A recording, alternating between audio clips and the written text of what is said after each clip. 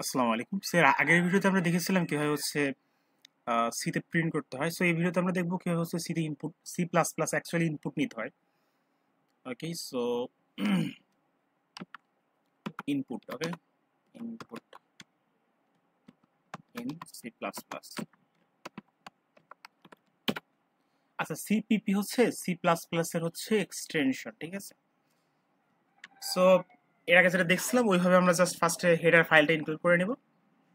Hash include আইও stream, input output stream, তারপরে একটা main function লিখবো, তাই না?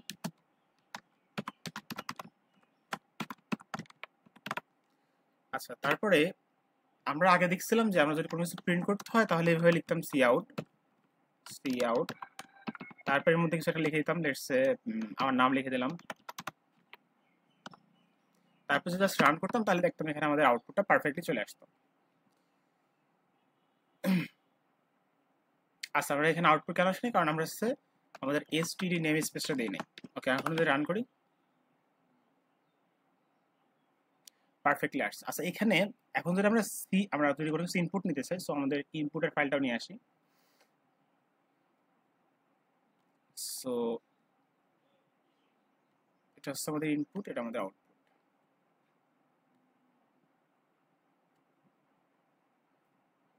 ওকে, আচ্ছা, সো এখন যদি আমরা কোনো কিছু ইনপুট দিতে চাই, লেটস সে এভাবে ইনপুট দিব।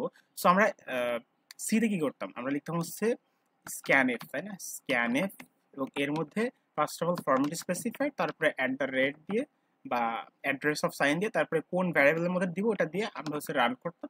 তখন এর মধ্যে হচ্ছে ইনপুটটা চলে যেত। বাট এখানে কিভাবে লিখতে হয়? এখানে এত ফরম্যাট স্পেসিফায়ারের ঝামেলা নাই, আগে বলছিলাম।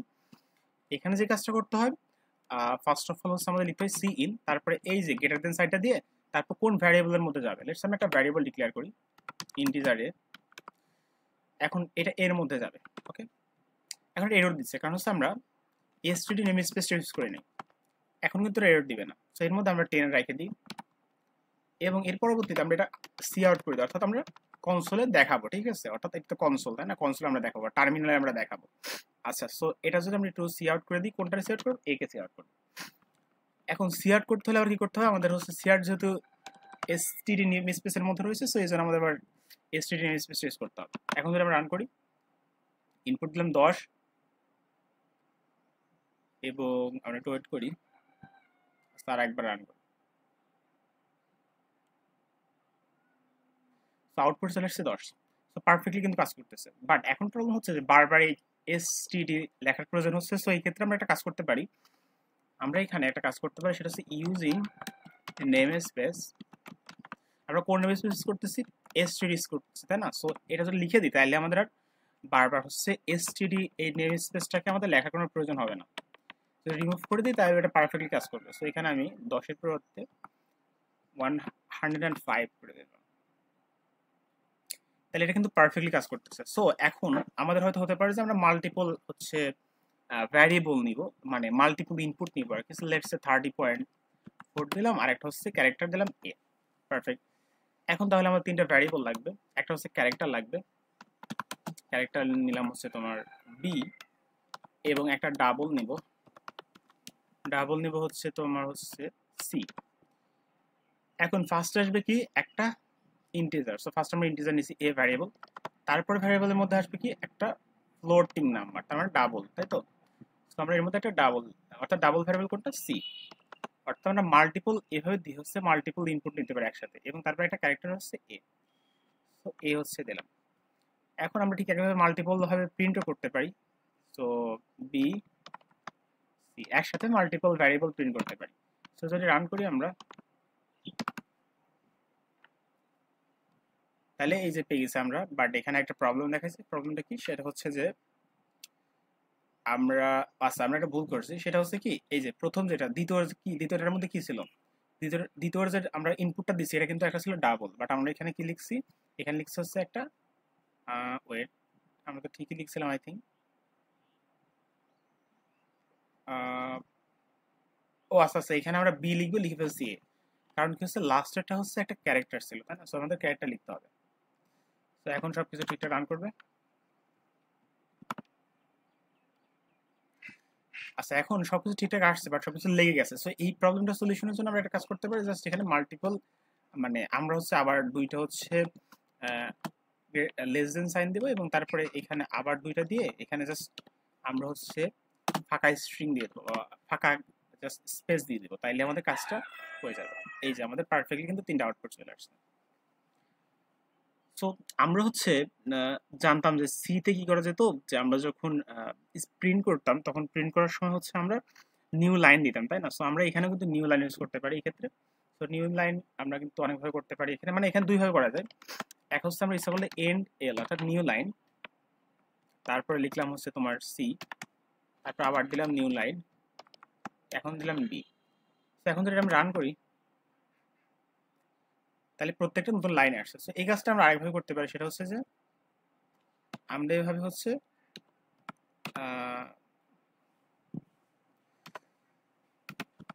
আমরা কিন্তু এভাবে লিখতে পারি। আচ্ছা, তাইলেও কিন্তু আমাদের কাজ করবে, তাহলে কিন্তু আমাদের নতুন লাইনে চলে আসছে। ওকে, সো এখন একটা বিষয় হচ্ছে যে আমরা সাধারণত দেখতাম যে সিতে কি হতো, সিতে এভাবে হতো যে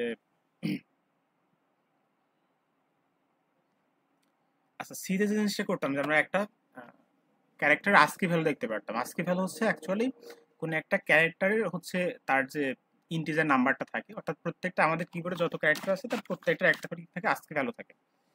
তো আমরা দেখতাম আস্কি ভ্যালু এইভাবে যে প্রিন্ট যদি করতাম লেটস সে ডি এবং যদি এ দিতাম তাহলে দেখতাম হচ্ছে আমরা কিভাবে হচ্ছে একটার আস্কি ভ্যালুটা বের করতে পারতাম। তো আমরা যদি এগুলো একটু রিমুভ করে দিই এবং এটা যদি রান করি,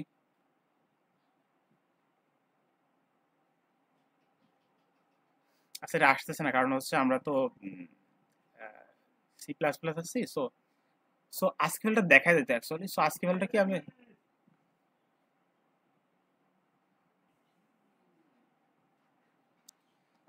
আচ্ছা, সো আমরা হচ্ছে আস্কি ভ্যালু দেখার জন্য কি করতাম, আমি সি তে একটা ফাইল ক্রিয়েট করে দেখাই কিভাবে আমরা আস্কি ভ্যালুটা দেখতাম। তো আমাদের সবার অ্যাকচুয়ালি মনে আছে, তাও আমরা একটা দেখি। সো একটা ভ্যারিয়েবল নিলাম, let's say character character a, এর মধ্যে রাখলাম হচ্ছে বি। এখন এর যদি আজকে ভ্যালুটা দেখতে চাই তাহলে জাস্ট আমরা প্রিন্ট করতাম এ, হয়তো জাস্ট এটা যদি রেখে দিতাম তাহলে আমরা পারফেক্টলি এর আউটপুটটা দেখতে পারতাম।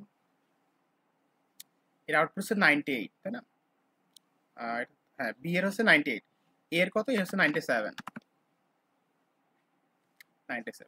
তো এই কাজটা তো আমরা ফরম্যাট স্পেসিফায়ারের মাধ্যমে সিতে করতাম, বাট এখানে সি প্লাস প্লাস আমরা এই কাজটা কিভাবে করবো?